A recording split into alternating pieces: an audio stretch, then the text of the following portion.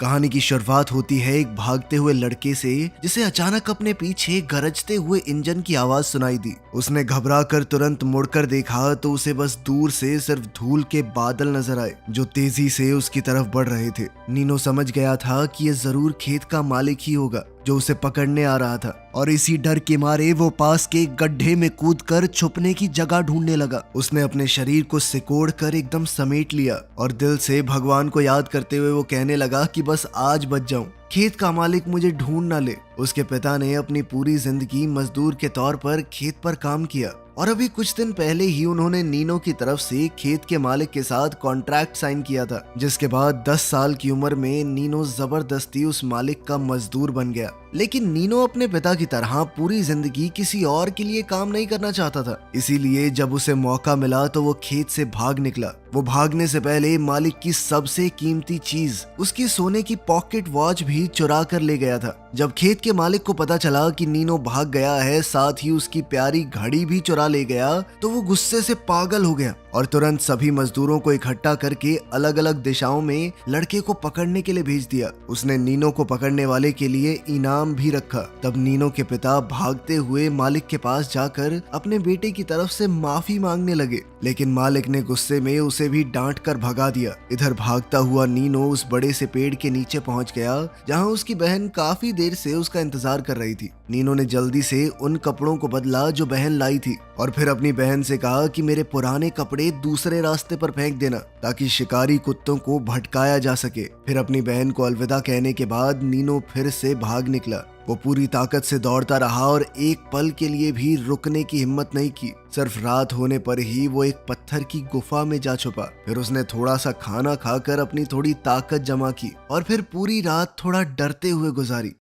अगली सुबह खेत का मालिक शिकारी कुत्तों को मिले उन पुराने कपड़ों को लेकर नीनो के घर पहुंच गया। मालिक को यकीन था कि खेत से भागने के बाद नीनो की किसी ने तो मदद की होगी, और वो कोई और नहीं बल्कि उसकी बहन ही थी। लेकिन उसकी बहन ने कुछ भी नहीं बताया। लेकिन अब मालिक लड़की को डराने लगा, मैं सही बता रहा हूँ, तेरा भाई बहुत बड़ी मुसीबत में है। यहाँ पे सब कुछ सेफ है, बाहर डाकू लुटेरे भी होते हैं, कोई मार देगा उसे। इससे लड़की काफी घबरा गई और उसे लगा कि कहीं उसके भाई के साथ कुछ बुरा ना हो जाए, और आखिरकार उसने बता ही दिया कि नीनो उस तरफ भाग कर गया है। नीनो की माँ ने अपने बेटे के लिए भीख मांगी कि साहब उसे कुछ करना मत, लेकिन खेत के मालिक ने गुस्से में उसे जोरदार थप्पड़ मार दिया। उधर पता नहीं कितनी देर तक चलने के बाद नीनो को आखिरकार एक इमारत नजर आई जो इस सुनसान इलाके में दूर से ही दिख रही थी। ये वही बस स्टेशन था जो नीनो के भागने के प्लान का सबसे जरूरी हिस्सा था, जहाँ से उसे बस पकड़नी थी। एक बार अगर वो बस में चढ़ गया तो हो सकता है वो बच के निकल जाए। स्टेशन को इतना पास देखकर थके हारे नीनो के अंदर अचानक नई ताकत आ गई और उसने अपनी रफ्तार और तेज कर दी। लेकिन अचानक उसके कानों में पीछे से इंजन की आवाज आई। दूर से उड़ती हुई धूल को देखकर नीनो का दिल जोर से धड़कने लगा। उसे समझ आ गया कि ये जरूर खेत का मालिक ही है जो उसका पीछा कर रहा था। और अब कहानी वहीं पहुंच गई जहां से शुरुआत हुई थी। जैसे जैसे मालिक और पास आता गया, नीनो का डर बढ़ता रहा। उसकी सांसें तेज हो गई, उसने अपनी आंखों को जोर से बंद कर लिया, मानो उसने खुद को किस्मत के हवाले छोड़ दिया हो। खुशकिस्मती से हवा में उड़ती हुई धूल ने नीनो को बचा लिया। खेत के मालिक की नजर उस पर नहीं पड़ी। मालिक तुरंत बस स्टेशन के आसपास लोगों से पूछकर नीनो के बारे में पता लगाने की कोशिश कर रहा था, लेकिन उसे कुछ भी हासिल नहीं हुआ और बेचारा नीनो मजबूरी में बस छुपकर देखता रहा। जब वो बस जिसमें उसे भागना था धीरे धीरे स्टेशन से निकलकर दूर चली गई तो उसकी आंखें भर आई। उनके इस दूर दराज से स्टेशन पर बस बहुत कम आती थी और यहाँ पर अगली बस सीधा 4 दिन बाद आएगी। लेकिन खेत का मालिक भी ऐसे ही उसे छोड़ने वाला नहीं था, क्योंकि नीनो सिर्फ कोई भागा हुआ मजदूर नहीं था, उसने मालिक की सबसे कीमती चीज चुराई थी। मालिक ने सोच लिया था कि वो खुद नीनो को पकड़ेगा, चाहे उसे दुनिया का कोना कोना क्यों ना छानना पड़े। उसने अपने एक आदमी को स्टेशन पर ही छोड़ दिया कि यहीं रहकर निगरानी कर, जैसे ही नीनो दिखा उसे पकड़कर मुझे बताना, और फिर बाकी लोगों के साथ आगे ढूंढने चला गया। बस छूट जाने के बाद अब नीनो के पास पैदल चलने के अलावा कोई रास्ता तो था नहीं। वहीं पकड़े जाने के खौफ से नीनो इतना डरा हुआ था कि वो किसी आम आदमी को देखकर भी घबरा जाता। इसी चक्कर में एक बार वो खड़ी ढलान से फिसलकर नीचे गिरने वाला था, लेकिन फिर जंगली घास को पकड़कर उसने जैसे तैसे अपनी जान बचाई। अपनी पूरी ताकत लगाकर नीनो जैसे तैसे ऊपर वापस आया, लेकिन उसके अंदर रुककर आराम करने की हिम्मत नहीं थी। वो लड़खड़ाते हुए तुरंत आगे बढ़ गया। तभी उसे एहसास हुआ कि जब मैं गिरा तो मेरा कंपास टूट गया और अब ये काम नहीं कर रहा। अब उसके लिए भाग पाना और ज्यादा मुश्किल हो गया, क्योंकि अब समझना बहुत मुश्किल है कि वो किस तरफ जा रहा है। पता नहीं कितनी देर तक चलने के बाद उसे एक आदमी मिला जो अपने जानवरों को पानी पिला रहा था। पानी को देखते ही हद से ज्यादा प्यासा नीनो अनजाने में अपने सूखे होठों पर जीभ फेरने लगा। वो थोड़ा शांत होकर उस आदमी के पास ही छुपा रहा और रात होने का इंतजार करने लगा। जैसे ही अंधेरा छाया वो धीरे धीरे पास गया और जल्दी से अपना बैग उतारा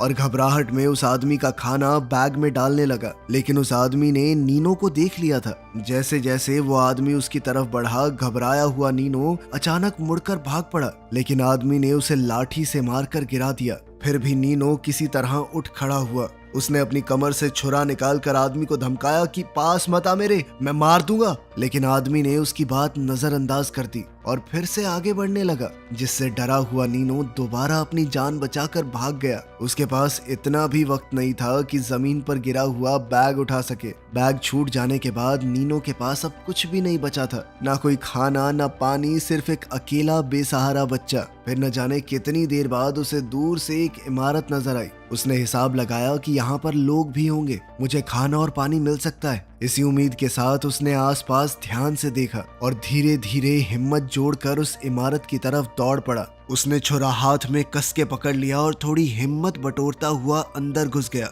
लेकिन अंदर बस एक टूटा हुआ पुराना कुआं था और कुछ भी नहीं। नीनो ने एक पत्थर उठाया और उसमें फेंक दिया। काफी देर तक इंतजार किया, लेकिन पानी की आवाज ही नहीं आई। उस सूखे और वीरान कुएं को देखकर नीनो फिर से पूरी तरह टूटा हुआ महसूस करने लगा। भूखा प्यासा और बिल्कुल थक चुका नीनो अब और बर्दाश्त नहीं कर पाया और वहीं जमीन पर गिर गया। पता नहीं कितनी देर बाद एक आदमी ने बेहोश पड़े नीनो को देखा और उसे होश में लाने की हर मुमकिन कोशिश करने लगा। खतरा महसूस होते ही नीनो ने तुरंत अपना छुरा उठाया और खुद को बचाने की कोशिश की, लेकिन हद से ज्यादा कमजोर होने की वजह से वो उस आदमी के सामने टिक नहीं पाया और आदमी ने उसे आसानी से काबू कर लिया। नीनो की जान बचाने के लिए आदमी ने कपड़े के टुकड़े पानी में भिगो भिगो कर उसके होठों पर लगाए और धीरे धीरे उसे मौत के मुंह से वापस ले आया। जब नीनो आखिरकार होश में आया तो उसे एहसास हुआ कि जिस आदमी ने उसकी जान बचाई है ये कोई और नहीं, वही आदमी है जो थोड़ी देर पहले जानवरों को पानी पिला रहा था। उस आदमी ने नीनो को खाना चुराने के लिए कुछ नहीं कहा, बल्कि अपना सारा सामान खुशी खुशी उसके साथ बांटा। जो बैग नीनो गलती से छोड़ आया था वो भी उसे वापस कर दिया। उसी दिन से ये दोनों साथ साथ सफर करने लगे। उस नेक दिल इंसान ने अपना सर पर बांधने वाला कपड़ा भी नीनो को दे दिया ताकि वो तेज धूप से बच सके। लेकिन उस आदमी के पास खाना पहले ही कम था और अब तो 2 लोगों में बांटना पड़ रहा था। इसीलिए उन्होंने सिस्टम बनाया कि एक दिन खाना खाएंगे और अगले दिन भूखे रहकर सिर्फ पानी पर गुजारा करेंगे। जब खाना नहीं होता था तो दोनों बातें करके ही अपना पेट भर लेते और जब भूख बर्दाश्त से बाहर हो जाती तो पेड़ के नीचे लेटकर नींद का सहारा लेते।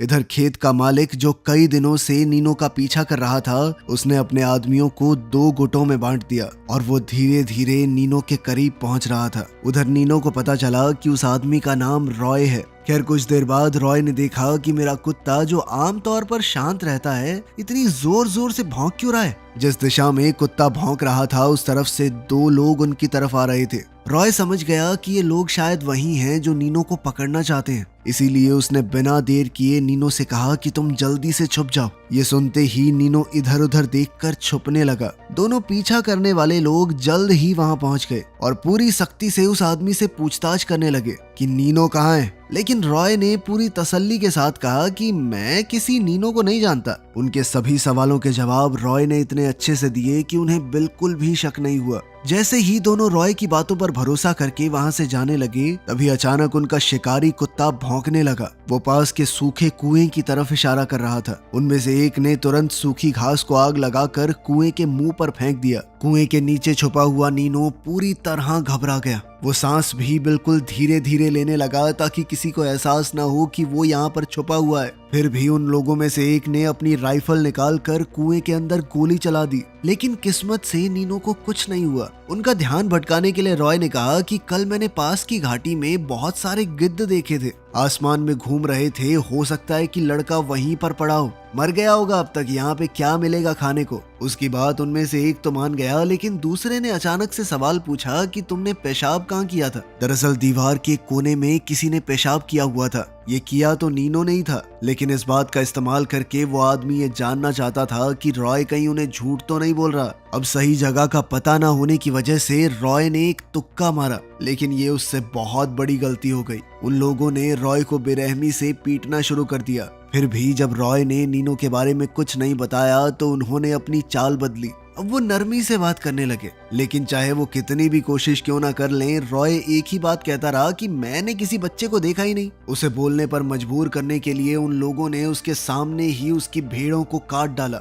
ये भेड़ ही उस आदमी के जीने का सहारा है। अपनी आंखों के सामने उन्हें मरता देखकर रॉय को बहुत गुस्सा आ गया, लेकिन फिर भी उसने नीनो के बारे में कुछ नहीं बताया। फिर पीछा करने वालों ने मरी हुई भेड़ों को सीधा उस सूखे कुएं में फेंक दिया जहां नीचे नीनो छुपा हुआ था। नीनो एक एक लाश को अपने पास गिरता हुआ देख रहा था। उसका दिल गुस्से से फटने लगा और आखिरकार उन लोगों ने उस आदमी के प्यारे कुत्ते को भी उसी पुराने कुएं में फेंक दिया। अब नीनो से और छुपा नहीं गया और वो तुरंत उठकर ऊपर चढ़ने लगा। कुएं के किनारे से झांक कर उसने देखा कि जिस आदमी ने उसे बचाया था, उसी पर ये जालिम लोग घोड़े से बांधकर जुल्म ढा रहे हैं। वो घोड़े को गोल गोल घुमाकर आदमी को पीछे घसीट रहे थे, कभी तेज कभी धीरे, बस उसकी जान के साथ खेल रहे थे। घायल और खून से सना हुआ रॉय नीनो को कुएं के किनारे लटके हुए देख रहा था। उसने धीरे से अपना सर हिलाकर इशारा किया कि कोई बेवकूफी मत करना, लेकिन उसी पल नीनो की नजर कुएं के पास खड़ी राइफल पर पड़ी और किसी तरह हौसला जुटाकर वो जैसे तैसे बाहर निकला। जब वो हमलावर ध्यान नहीं दे रहे थे तो उसने राइफल उठा ली। नीनो के हाथ में बंदूक देखकर उन लोगों को लगा कि इतना छोटा बच्चा क्या ही गोली चलाएगा, इसीलिए वो हाथ उठाकर धीरे धीरे उसकी तरफ बढ़ने लगे। उसी पल शिकारी कुत्ते ने खतरा महसूस करके नीनो पर झपट्टा मारा और नीनो ने बिना हिचकिचाए उसे गोली मार दी। फिर उसने बड़ी तेजी से गोली रीलोड की। नीनो की यह फुर्ती देखकर सभी हमलावर सन्न रह गए। इसी बीच घोड़े पर बैठे एक आदमी ने मौका देखकर अपनी राइफल उठाने की कोशिश की, लेकिन उसे क्या पता था कि नीनो पहले से ये सब देख रहा है। उसने निशाना लगाकर घोड़े पर बैठे आदमी को एक ही गोली में नीचे गिरा दिया। उस आदमी ने भी गोली चला दी, लेकिन नीनो की वजह से उसका निशाना चूक गया और वो गोली सीधा उसी के साथी को जा लगी, जिसकी मौके पर ही मौत हो गई। हालांकि घोड़े वाला आदमी नीचे जरूर गिर गया, लेकिन उसके सिर्फ कान पर चोट आई थी और हार ना मानकर वो तुरंत अपनी राइफल उठाने लगा ताकि दोबारा हमला कर सके, लेकिन रॉय ने फिर से उसे काबू में कर लिया। इतना जुल्म सहने के बाद भी वो नेक दिल आदमी किसी की जान नहीं लेना चाहता था, इसीलिए उसने पीछा करने वालों को छोड़ देने का फैसला किया, जिसके बाद शिकारी बेइज्जत होकर चुपचाप वहां से चला गया। उसके जाने के बाद नीनो और रॉय ने मिस फायर में मारे गए उस आदमी को दफनाया और तुरंत वहां से जल्दी जल्दी निकल पड़े ताकि वो आदमी जिसे उन्होंने छोड़ा है वो कहीं और लोगों को लेकर वापस ना आ जाए। लेकिन रॉय अब इतनी बुरी तरह पिटा हुआ था कि उसका शरीर साथ नहीं दे रहा था, इसीलिए ज्यादा दूर जाने से पहले ही दोनों को रुक कर आराम करना पड़ा। उस पल के बाद से घायल रॉय की देखभाल की जिम्मेदारी पूरी तरह से छोटे से नीनो पर आ गई। वहीं जिस शिकारी को रॉय ने छोड़ दिया था वो सीधा मालिक के पास गया। उसने सब कुछ बता दिया और ये सुनते ही मालिक गुस्से से लाल हो गया। उसने अपने मन ही मन में कसम खा ली कि वो खुद नीनो को पकड़ेगा, चाहे उसे दुनिया के आखिरी कोने तक क्यों ना जाना पड़े। दूसरे दिन सुबह नीनो ने घायल आदमी से अलविदा ली और अकेला पास ही के एक इलाके में पानी लेने निकल गया। जैसे ही वो ठंडे पानी को देखकर खुश हुआ, तभी अचानक उसके कान में किसी की आवाज पड़ी। नीनो तुरंत सतर्क हो गया, इधर उधर देखने लगा। उसे लगा कि पीछा करने वाले आ गए होंगे, लेकिन सामने उसने एक अजीब से आदमी को देखा जो एक लकड़ी के ठेले पर बैठा था। उस आदमी के पैर बिल्कुल काम नहीं करते थे। उस आदमी के सवालों के सामने होशियार नीनो ने कहा कि मैं तो सिर्फ पानी लेने आया हूँ, खुद को बचाने के लिए उसने झूठ भी कह दिया कि मेरे भाई और पिता पास ही में भेड़ चरा रहे हैं। ये सुनकर उस आदमी ने जल्दी से कहा कि मैं कोई बुरा इंसान नहीं हूँ। उसने नीनो को बताया कि मैंने गरम सूप बनाया अभी, अगर तुम्हें चाहिए तो बता देना। हालांकि नीनो हर चीज को शक की निगाह से देख रहा था, लेकिन कई दिन से पेट भरकर खाना न मिलने की वजह से वो अपने लालच को रोक नहीं पाया और बड़ा संभल कर उसके साथ अंदर चला गया। किस्मत से उस आदमी ने उसे धोखा नहीं दिया और अब कई दिन बाद नीनो ने जी भर के खाना खाया। जैसे ही नीनो शुक्रिया अदा करके उठने लगा और जाने की तैयारी की तो आदमी ने अचानक कहा कि रसोई में और भी खाना पड़ा है, अगर वो चाहे तो अपने साथ ले जा सकता है। उसकी बात पर भरोसा करके नीनो खुश होकर किचन में गया, लेकिन वहाँ उसे कोई खाना नजर नहीं आया। उसी पल किसी ने रसोई का दरवाजा अचानक से बंद कर दिया। अब नीनो वहाँ पर कैद हो चुका था। नीनो कमरे के अंदर घबराकर चिल्लाने लगा, लेकिन बाहर से कोई जवाब नहीं आया। तब उसे समझ आया कि वो लंगड़ा आदमी वहाँ से जा चुका है। उसने तुरंत अपनी कमर से छुरा निकाला और लकड़ी के दरवाजे में बेचैनी से सुराख करने लगा। फिर उस सुराख में हाथ डालकर वो बाहर लगी कुंडी खोलने की कोशिश करने लगा। हालांकि इस दौरान उसका हाथ जख्मी हो गया, लेकिन आखिरकार नीनो किसी तरह बाहर निकल ही आया। वो दौड़कर कमरे से निकला और उसने देखा कि लंगड़ा आदमी तेज रफ्तार से नीनो के गधे को भगाकर ले जा रहा है। दरअसल उस आदमी ने ये सब कुछ नीनो के गधे को चुराने के लिए किया था। ये देखकर नीनो गुस्से से भर गया और उसके पीछे भागने लगा। उसने एक पत्थर उठाया और पूरी ताकत से लंगड़े आदमी पर दे मारा। इससे वो लंगड़ा आदमी जमीन पर गिर गया और घबराते हुए माफी मांगने लगा। ये सुनकर नीनो ने उसे भी जिंदा छोड़ दिया, लेकिन अचानक से उस आदमी ने नीनो की लापरवाही का फायदा उठाकर दोबारा हमला कर दिया। अब गुस्से से भरा नीनो खुद को छुड़ाकर बार बार पत्थर से उस आदमी पर हमला करता रहा, जब तक उसने बिल्कुल हिलना डुलना बंद नहीं कर दिया। तब नीनो घबरा गया, क्योंकि उसे लगा कि उसने गलती से उस आदमी को मार दिया है। वो बिना ज्यादा सोचे अपने गधे को लेकर वहां से भाग निकला। नीनो ने सोचा कि वो इस बात को अपने दिल में ही दबा कर रखेगा और किसी को नहीं बताएगा, लेकिन जैसे ही वो वापस रॉय के पास पहुंचा, उसने तुरंत नीनो के हाथ पर लगे जख्मों को देख लिया। बार बार पूछने पर नीनो ने सब कुछ बता ही दिया। ये सब सुनकर रॉय ने फैसला किया कि वो नीनो को वापस उसी कुएं के पास लेकर जाएगा और फिर दोनों उसी दिशा में चल पड़े। लेकिन उन्हें ये बिल्कुल भी अंदाजा नहीं था कि वो लंगड़ा आदमी असल में मरा ही नहीं था। और सबसे खतरनाक बात तो ये थी कि खेत का मालिक नीनो को ढूंढते हुए पहले ही अपने 2 आदमियों के साथ वहां पहुंच चुका था। वो लंगड़ा आदमी जमीन पर पड़ा गिड़गिड़ा रहा था और वो उन 3 लोगों से मदद की भीख मांगने लगा, लेकिन वो क्या जानता था कि ये तीनों बहुत ज्यादा बेरहम हैं। खेत के मालिक को लंगड़े आदमी की जिंदगी से कोई मतलब नहीं था। उसका सारा ध्यान सिर्फ भागे हुए लड़के नीनो के बारे में जानकारी निकालने पर था। जब उसने अपनी जरूरत के हिसाब से पूछ लिया तो फिर लंगड़े आदमी को वहीं गोली मारकर उसका खून कर दिया। फिर खेत के मालिक ने लाश को कुएं में फेंक दिया और नीनो का पीछा जारी रखा।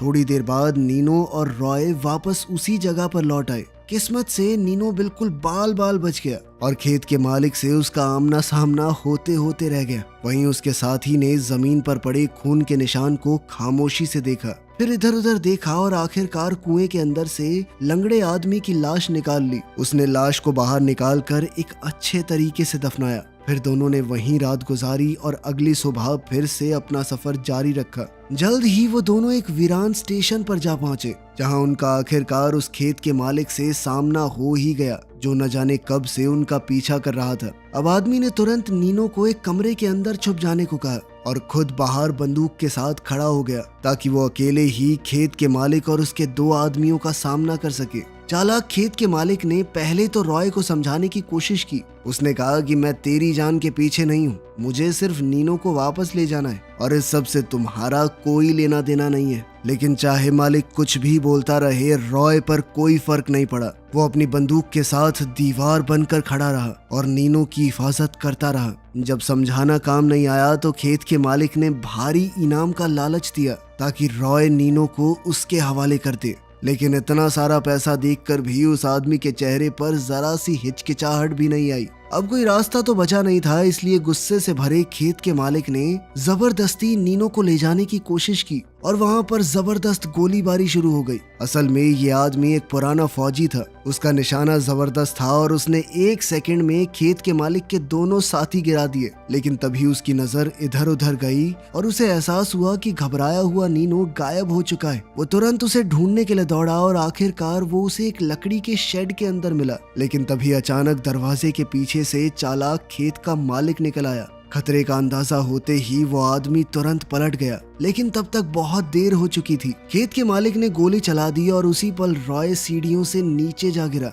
आखिरकार नीनो फिर से खेत के मालिक के कब्जे में आ गया था। जैसे ही नीनो को जबरदस्ती गाड़ी में डाला जा रहा था, तब घायल रॉय एक आखिरी बार पूरी ताकत जोड़कर वापस दौड़ा। उसने खेत के मालिक को खींचकर बाहर निकाला और अपनी बांस की लाठी से उसका गला घोंट दिया। खेत का मालिक जान बचाने के लिए तड़पने लगा और उसने अपनी पिस्टल से अंधाधुंध गोलियां चला दी। इसी फाइट में एक गोली पहले से जख्मी रॉय को फिर से लग गई। रॉय ने मालिक को तो मार दिया, लेकिन साथ ही वो भी अपने जख्मों की वजह से मारा गया। इस दर्दनाक मंजर को देखकर नीनो बहुत रोया। कुछ दिन पहले तक वो आदमी उसे जानता तक नहीं था और आज नीनो की आजादी के लिए उस आदमी ने अपना सब कुछ न्योछावर कर दिया। अब नीनो ने उस आदमी के शरीर को बहुत अच्छे से दफनाया और फिर आखिरकार सारा सामान लेकर आगे बढ़ गया। वीडियो पसंद आई तो लाइक कर देना, चैनल को सब्सक्राइब कर लेना। मिलते हैं अगली वीडियो में।